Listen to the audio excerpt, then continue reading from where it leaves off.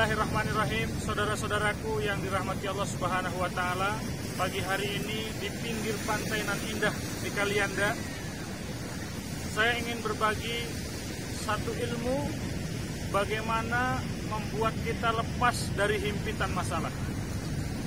Pagi hari ini kita ingin belajar dari Nabiullah Yunus alaihissalam. Ya, Nabi Yunus alaihissalam adalah seorang nabi, seorang utusan Allah Subhanahu wa Ta'ala yang oleh Allah Subhanahu wa Ta'ala diberikan ujian, masuk ke dalam laut, dilemparkan ke laut, kemudian dimakan oleh ikan dan dibawa ke dasar laut. Dia masuk dalam kegelapan yang berlapis-lapis, kegelapan ikan, kegelapan perut ikan, dan kegelapan dasar lautan. Masuk ke dalam. Allah Subhanahu wa Ta'ala nyatakan di dalam Al-Quran, A'udzubillahi minasyaitonirrajim. Falaula annahu kana minal musabbihin lalabitha fi batnihi ila yaumi yub'atsun. Sekiranya Yunus tidak menjadi bagian dari orang-orang yang bertasbih, sekiranya Yunus itu tidak membaca tasbih kepada Allah Subhanahu wa Ta'ala, kata Allah, lalabitha fi batnihi ila yaumi yub'atsun. Aku akan biarkan Yunus itu tetap berada di dalam perut ikan sampai hari berbangkit.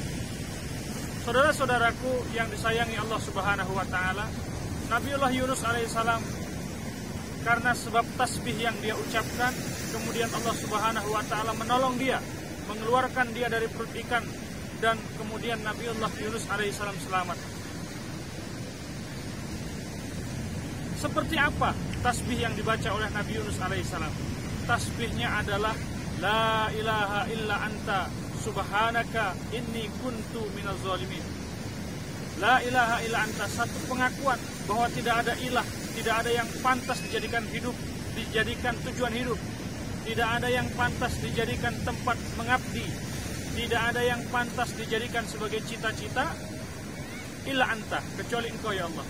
Subhanaka, maha suci engkau ya Allah. Engkau adalah zat yang kehendaknya tidak bisa dicampur tangani oleh makhluk. Bisa jadi seseorang menginginkan sesuatu, tapi yang terjadi bukan keinginan orang tersebut, tapi yang terjadi adalah keinginan Allah. Ana urid wa anta turid, wallahu yaf'alu ma yurid. Saya boleh punya keinginan, Anda juga boleh punya keinginan, tapi sesungguhnya yang terjadi adalah yang diinginkan Allah. Subhanaka, maha suci engkau ya Allah, kehendakmu tak bisa dicampur tangani oleh makhluk. Ini zikirnya Nabi Yunus alaihissalam. Kemudian, ini kuntu minaz zalimin. Sesungguhnya aku ini termasuk orang yang berbuat zalim terhadap diri sendiri. Pengakuan terhadap di hadapan Allah Subhanahu wa Ta'ala bahwa diri kita adalah orang yang zalim, diri kita adalah orang yang banyak kekotoran, diri kita adalah orang yang hina. Menghinakan diri di hadapan Allah Subhanahu wa Ta'ala adalah merupakan sebab kemuliaan. Sementara orang yang mengagungkan dirinya, membesarkan dirinya adalah orang-orang yang justru akan direndahkan. Ini satu zikir yang maknanya saja sudah menggetarkan hati.